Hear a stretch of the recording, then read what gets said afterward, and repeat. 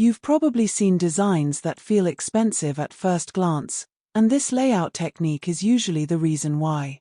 Today, how to create premium visual storytelling frames. Open Canva and create a new design sized 1080 by 1350 pixels. Start by selecting a clean neutral background and apply a soft beige to light gray gradient from the background panel. Go to Elements, search for Frames, and insert one large portrait frame in the center. Upload your main image and drag it into the frame, then double-click the image to adjust the crop so the subject becomes the focal point. Add two smaller rectangular frames on opposite sides and place supporting images inside them to build a visual narrative. Select the larger